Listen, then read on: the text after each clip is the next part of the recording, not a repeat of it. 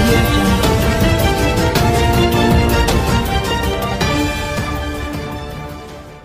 అందరికీ నా హృదయపూర్వక నమస్కారాలు. 2003లో పాలిటిక్స్లోకి రావాలని నిర్ణయించుకున్నాను, యాక్టివ్ పాలిటిక్స్లో.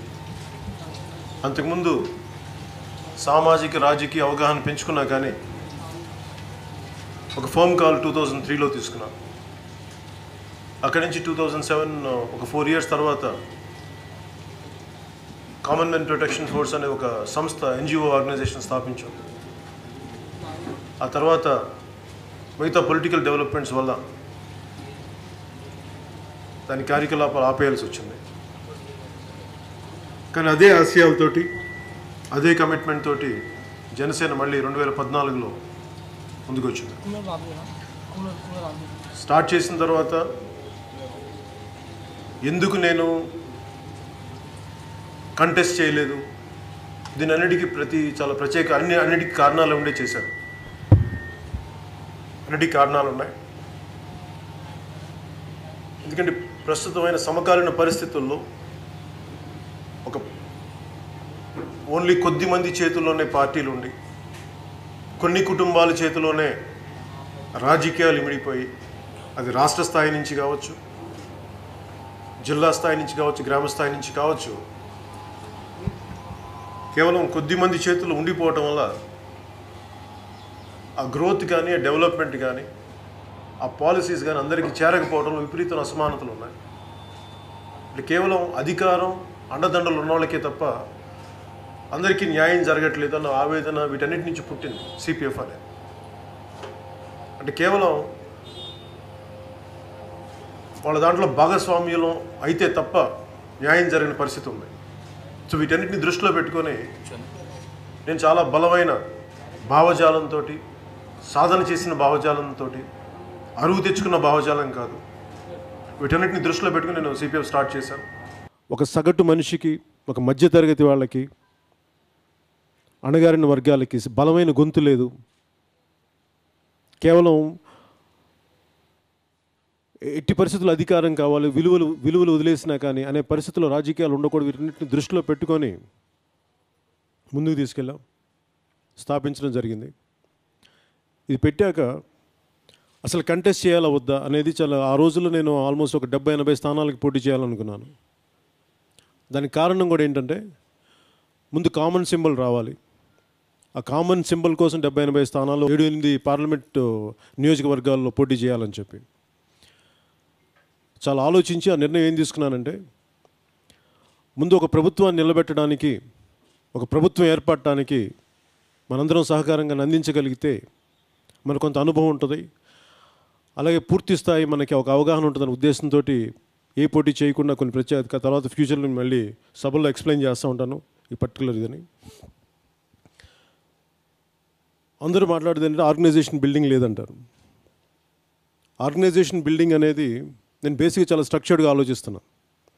CPF అనేది చాలా స్ట్రక్చర్డ్ ఆర్గనైజేషన్. ఒక రాష్ట్ర స్థాయి నుంచి, ఆ రోజు ఉమ్మడి రాష్ట్ర స్థాయి నుంచి గ్రామ స్థాయి వరకు బేసిక్గా సివిల్ రైట్స్ కోసం, ప్రజా సమస్యల పరిష్కారం కోసం స్థాపించడం జరిగింది. దానితో ఒక ఆర్గనైజేషన్ బిల్డ్ చేసాం. ఆ రోజునే చాలామంది వాలంటీర్ ఫోర్స్ వచ్చారు. వాళ్ళందరూ మోర్ దెన్ పొలిటికల్ డెవలప్మెంట్స్ కానీ, పొలిటికల్ ఆస్పిరెంట్స్ కంటే కూడా ఈ సమాజం ఎంతో కొంత బాగుపడాలి అని చెప్పి ఒక బలమైన ఆ భావజాలం కలిగిన వాళ్ళు. అలాగే చాలామంది పోరాటం చేయడానికి సిద్ధంగా ఉన్నవాళ్ళు హక్కుల కోసం. సో అందుకు నాకు ఆర్గనైజేషన్ వీళ్ళందరూ మాట్లాడుతుంటే నాకు ఎందుకు ఇబ్బంది పెద్ద నాకు అనిపించింది అంటే, వీళ్ళు ఎవరు మాట్లాడుతున్న ఆర్గనైజేషన్ మీకు ముందుకు చెప్పదలుచుకున్నది, ఆర్గనైజేషన్ డెవలప్మెంట్ వీటి గురించి మాట్లాడాలంటే వాళ్ళందరూ కూర్చున్నది, మనం చాలామంది సీనియర్ నాయకులతో, వేరే పార్టీ నాయకులతో కూడా, వామపక్షాల వాళ్ళతో కూర్చున్నప్పుడు కూడా నేను చెప్పింది ఏంటంటే, మీకు ఇంకా ఆర్గనైజేషన్ డెవలప్ అవ్వలేదు అంటుంటే, స్వాతంత్రం పూర్వం ఉన్న ఎస్టాబ్లిష్ చేసిన ఆర్గనైజేషన్స్లో కూర్చొని మీరు మాట్లాడగలుగుతున్నారు అంటే ఒక ఆల్రెడీ ఎస్టాబ్లిష్డ్ ఆర్గనైజేషన్స్లో కూర్చొని ఇంకొక ఆర్గనైజేషన్ వాళ్ళతో కంపీట్ చేయలేం మనం. కానీ వాళ్ళ మాటలు నాకేం అనిపించవు. ఎందుకంటే మన first generation leadership, first generation political party. మనం వెనక పెద్ద హంగులు లేవు, ఆర్భాటాలు లేవు, చిన్న కుటుంబాల నుంచి వచ్చాం. వీటన్నిటిని దాటుకుంటూ ఒక ఆర్గనైజేషన్ ఎస్టాబ్లిష్ చేసి ఇన్ని కోట్ల మందికి రీచ్ అయ్యి ఇన్ని లక్షల మంది ప్రతి ఊర్లో సంసిద్ధంగా ఉండటానికి వీళ్ళందరినీ ఏకతాటిపైన ఒక వేదిక పైన తీసుకురావడానికి చాలా కష్టాలతో కూడుకుంది, చాలా డిసిప్లిన్తో కూడుకుంది. ఇవన్నీ నేను చేయడానికి నాకు 10 సంవత్సరాలు పట్టింది. ప్రతిసారి మన పార్టీకి అనుభవం లేదంటారు, కానీ జనసేన పార్టీగా అనుభవం లేదేమో, కానీ జనసేనలో పనిచేసే ప్రతి ఒక్కరికి 2 ఎలక్షన్ల అనుభవం ఉందని చెప్పి మీరు బలంగా తెలియచేయండి ప్రతి ఒక్కరికి. ఏ అనుభవం లేకుండా ఎందుకు వెళ్తాం ముందుకి? నేను 2009లో ఒక ఎంపీగాను ఒక ఎమ్మెల్యేగాను కంటెస్ట్ చేసేవాడిని. నేనేమనుకున్నానంటే అన్నిటికంటే కూడా ప్రజాక్షేత్రంలో సమస్యలు తెలుసుకోకుండా, అవగాహన తెలుసుకోకుండా, రాజకీయ పరిస్థితులని నేను ఒక ఎమ్మెల్యే ఎంపీగా అయిపోతే నేర్చుకునే అవకాశం కోల్పోతానని చెప్పి ఆ రోజు నేను పాల్గొనలా. 2014లో నేను కంటెస్ట్ చేసి ఎంతసేపు నా గెలుపు కోసం, నేను నించున్న అభ్యర్థుల గెలుపు కోసం ఉంటాను తప్ప ఒక భావజాలాన్నో ఒక పార్టీకి ఒక ప్రభుత్వం ఏర్పరచడానికి కీలక పాత్ర వహించిన అవకాశం కోల్పోతామన్న ఉద్దేశంతో నేను పోటీ చేయలేదు. ఎందుకంటే ఈ అనుభవాలన్నీ మనకు చాలా కావాలి భవిష్యత్తు కోసమని. అలాగే ఈ రోజున నేను చాలా స్ట్రక్చర్డ్ ఆర్గనైజేషన్ డెవలప్ చేసుకుని ముందు కొంచెం కొత్తగా ఉంటాయి, వైవిధ్యంగా ఉంటాయి. నేను మాట్లాడే అలవాటు కావు అందరికీ. కన్వెన్షనల్ పాలిటిక్స్ చేయను నేను. కన్వెన్షనల్ పాలిటిక్స్ ఏమేం చేయాలని చేస్తాం, కానీ వాళ్ళు వెళ్ళే దారిలో వెళ్ళాం. అందువల్ల మనం వాళ్ళకి అర్థం కావడానికి ఇబ్బందిగా ఉంటుంది. కానీ నిజంగా ఓపెన్ మైండ్తో ఉన్న వాళ్ళకి, సగటు సమాజాన్ని అర్థం చేసుకున్న వాళ్ళకి మనం అర్థమవుతున్నాం. కానీ కన్వెన్షనల్ పొలిటికల్ పార్టీని ఇలాగే ఉండాలి అని ఒక గిరిగిసి కూర్చున్న వాళ్ళకి జనసేన పార్టీ అర్థం కాదు, జనసేన ఆలోచన విధానం వాళ్ళకి ఇబ్బందిగా ఉంటుంది. కానీ మనం ముందుకు వెళ్తున్నాం, అడుగు వెనక్కి వేయట్లేదు. అలాగే గత 10 నెలల నుంచి నాకు, ఎందుకంటే మనకు అనేక మంది యూత్ ఉన్నారు, మహిళలు ఉన్నారు, రకరకాల వర్గాలు ఉన్నాయి, వీళ్ళందరినీ కలిపి ఏకతాటిపైన తీసుకురావడానికి నేను చాలా డీప్గా ఇన్డెప్త్ స్టడీ చేసిన ప్రిన్సిపల్స్నే 7 సిద్ధాంతాలు, దీని మీద వాల్యూమ్స్ రాయొచ్చు, కానీ అందరికీ ఈజీగా అర్థమైపోయేలాగా ఒక 7 సిద్ధాంతాలుగా మనం దాన్ని క్లుప్తంగా సంక్షిప్తంగా మనం పట్టుకొచ్చాం. దాని నుంచి ఫర్ ఎగ్జాంపుల్ మనకి మాట్లాడటానికి కులాల తాలూకు ఐక్యత ఆలోచన విధానంతో వెళ్ళాలని మనం అనుకున్నప్పుడు దానికి నేను ఎలా స్థాపించి చూపించానంటే, నిజంగా మనకి సమాజంలో కులాల తాలూకు ఐక్యత లేకపోతే, కులాల తాలూకు ఇంటర్డిపెండెన్సీ మనం అర్థం చేసుకోకపోతే సమాజాన్ని కానీ అభివృద్ధి కానీ ముందుకెళ్ళదు, చాలా కష్టం. అందుకని నేను దాన్ని తెలుసో తెలియకో కావాలన్నో ఏదైనా కారణాలు కావచ్చు, కానీ ఒక్కొక్క పార్టీ తెలియకుండా ఒక దానికి రిప్రజెంట్ అవుద్ది. నేను అలాంటిది జనసేన పార్టీకి జరగకూడదు అని చెప్పి నేను ఇది అందరిది సంబంధించిందని చెప్పి నేను చాలా కాన్షియస్గా, మనస్ఫూర్తిగా నేను చేసిన ఈ సైద్ధాంతిక సూత్రాలు ఇవి నేను తపనపడి. అందుకని నిజంగా కుల భావన ఉంటే జనసేన పార్టీకి, తెలుగుదేశం పార్టీకి ఎందుకు సపోర్ట్ చేస్తాం? చేయం కదా. కానీ ఇప్పుడున్న పరిస్థితులకి వీటన్నిటిని ఇలాంటివన్నీ ముందుకు తీసుకెళ్ళాలి. We are above beyond community, beyond caste. సమాజం ఉండాలి, కాస్ట్ హార్మనీ ఉండాలి, కమ్యూనిటీ హార్మనీ ఉండాలి, ప్రాంతీయత మతం తాలూకు హార్మనీ ఉండాలి. వీటన్ని దృష్టిలో పెట్టుకొని చేసిన ఇవన్నీ సిద్ధాంతాలు. దాదాపు 1,00,000 పైచిలుకు అప్లికేషన్లు వస్తే దాని నుంచి మన ఈ ప్రతిభావంతులు వేదికలాగా మనం తీసుకుంటే, ఎందుకని పెట్టాము ఇలాంటి కాన్సెప్ట్ అంటే, పార్టీ అనగానే ఎప్పుడు మీరు నా కుటుంబ సభ్యులు ఉండరు. ఫస్ట్ మీరు అది అర్థం చేసుకోండి. ఇది ఒక కుటుంబానికి సంబంధించిన పార్టీ కాదు, ఒక కులానికి సంబంధించిన పార్టీ కాదు. అందుకని ఎక్కడ కూడా నేను అలాంటి పరిస్థితులు అందుకని కొత్తగా రావాలంటే నిరంతరం తపన ఏంటంటే ఎంతమందికి రీచ్ అవ్వాలి మనం.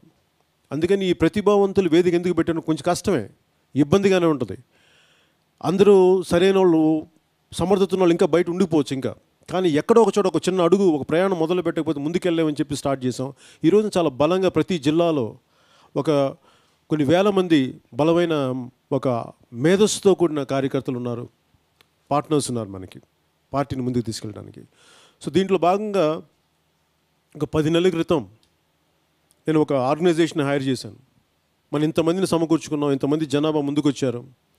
దీనికి ఒక ప్రొఫెషనల్ హెల్ప్ కావాలి, ఎందుకంటే నేను ఒక్కడిని చేస్తుంటే సరిపోవట్లేదు, నాకున్న కొద్దిమంది చేస్తుంటే సరిపోవట్లేదు అని చెప్పి దేవ్ అని చెప్పి ఈయన మీకు పరిచయం చేస్తున్నాను.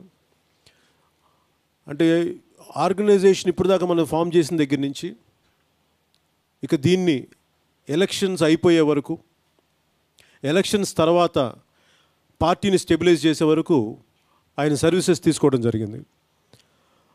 అంటే మనం మీకు చెప్పదలుచుకుని నేను ఎప్పుడు కూడా కొద్ది స్థానాల్లో పోటీ చేస్తానని నేను ఇప్పుడు ఎవరికి ఒక్కరికి కూడా చెప్పలా. అది వాళ్ళు ఊహించుకున్న కథలు, వాళ్ళు ఊహించుకున్న ఊహలు.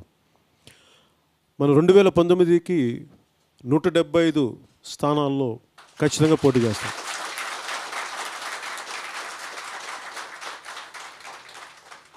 చాలా బలంగా దాని మీద ఎలాంటి ఉండాలి, వ్యూహాలు ఎలా ఉండాలి, దాని మీద ఏం చేయాలి, ఆర్గనైజేషన్ ఎలా ముందుకు తీసుకెళ్ళాలి అని చెప్పి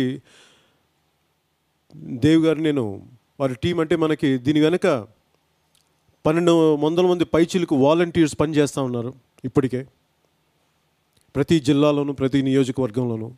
ఈ 1200 మంది ముందు మనకు వచ్చింది, నేను సిపిఎఫ్ పెట్టినప్పుడు ఆ రోజు ఐడియాలజీకి, నేను చెప్పిన మాటలకి కమిట్ అయిపోయిన వ్యక్తులు అనమాట. అప్పటి నుంచి నాతో పాటు ఉన్నారు. వాళ్ళ డేటాబేస్ నుంచి అనేక వేల మంది ఉంటే వాళ్ళు ఫైనల్గా 1200 పైచిలుకుని షార్ట్ లిస్ట్ చేసి ఈయనకి కనెక్ట్ చేయడం జరిగింది. అలాగే దేవ్ గారి తరపు నుంచి ఒక 300 పైచిలుకు, 350 పైచిలుకు ఎంప్లాయీస్ మన ఆయన కంపెనీ దగ్గర ఉన్నారు.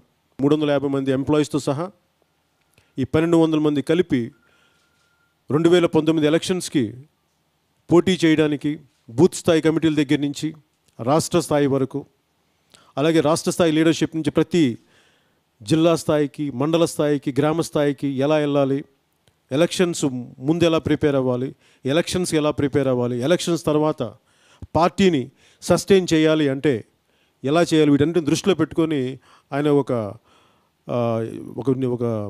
బలమైన ప్రణాళిక రచించడం జరిగింది, ప్రాపర్ ప్లానింగ్ తోటి. ఇది ఆయన చెప్పే మాటలు మీకు అందరికీ మీకు అర్థమవుతాయి. ఏదైనా డౌట్స్ ఉంటే మీకు లేటెస్ట్ స్టేజెస్లో మీరు ఆయన ఇంటరాక్ట్ అవుతారు, ఆయన గ్రూప్ ఆఫ్ పీపుల్. అలాగే పార్టీకి కొత్త రక్తం ఎంత అవసరమో ప్రతి రాష్ట్ర స్థాయిలో కానీ, ఇంకా అంతకుమించి పెద్ద స్థాయిలో కానీ, జిల్లా స్థాయిలో కానీ అనుభవజ్ఞులు కూడా అంతే అవసరం.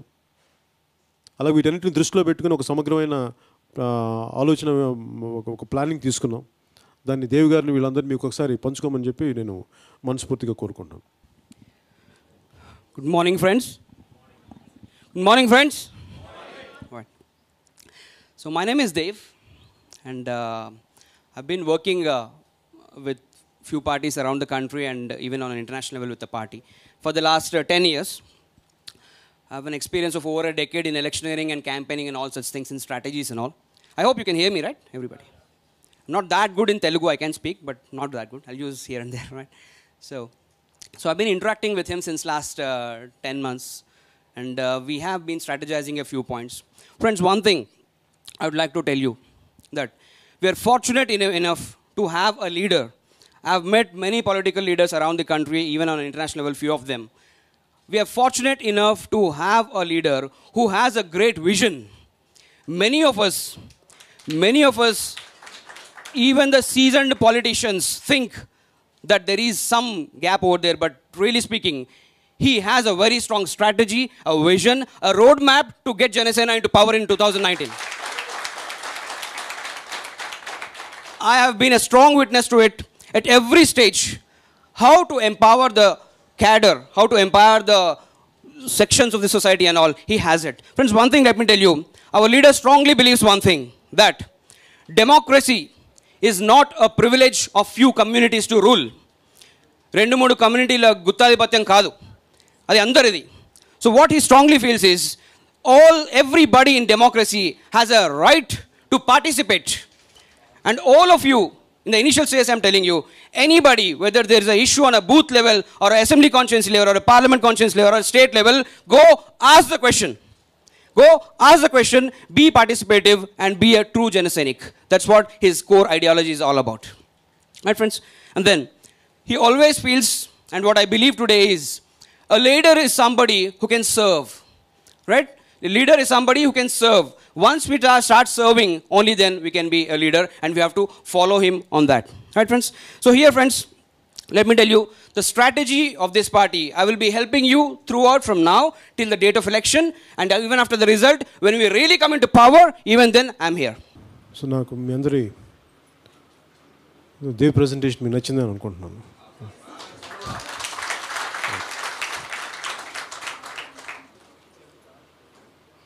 సో దేవ్ టీం కూడా ఇట్లాగే ఉంటారు, మిగతా 1200 కూడా ఇలాగే ఉంటారు. సో ఈ మే 7వ తారీఖు కానీ 7వ తారీఖు తర్వాత ఎప్పుడైనా సరే నేను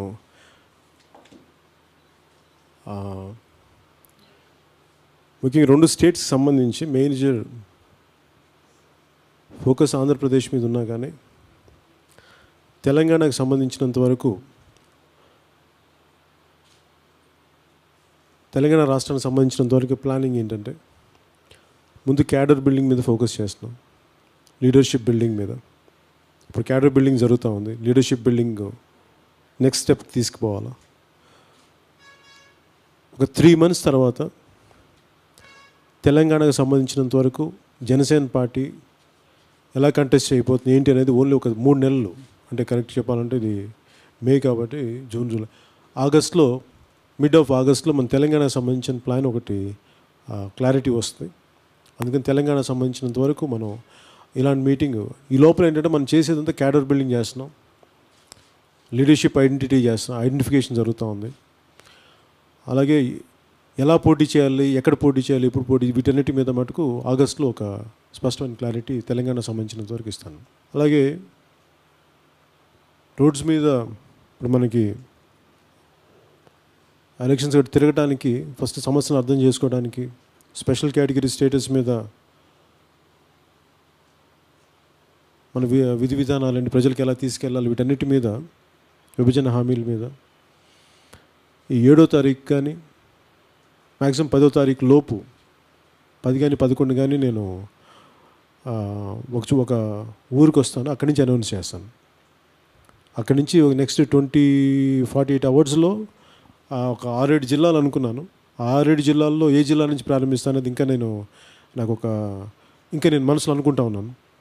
అది చెప్పగానే నాకు ఒకళ్ళు మీ జిల్లా అయితే నాకు ఖచ్చితంగా నాకు మీ సపోర్ట్ అండ్ సహకారం కావాలి. బిట్వీన్ 9th and 11th లోపు క్లారిటీ ఇస్తాను ఏ జిల్లా నుంచి జనసేన ప్రజల మధ్యలోకి వెళ్ళబోతుంది అనేదాన్ని. దాంతోపాటు పార్టీ నిర్మాణం, పార్టీకి సంబంధించిన మొత్తం లీడర్షిప్ని ఐడెంటిఫై చేయడం ఇవన్నీ చేసుకుంటా ఇప్పుడు మన దేవి గారి సహకారంతో, మిగతా సీనియర్ లీడర్ సహకారం, మీ అందరి సహకారంతో పార్టీ 2019 ఎలక్షన్స్కి సంసిద్ధంగా ఉండాలని చెప్పి మనస్ఫూర్తిగా కోరుకుంటూ సెలవు తీసుకొని జై Hind and thank you. Video నచ్చిందా? అయితే ఓ లైక్ వేసుకోండి, లేదంటే ఓ కామెంట్ చేయండి. ఎప్పటికప్పుడు మా వీడియోస్ చూడాలంటే సబ్స్క్రైబ్ చేసుకోండి.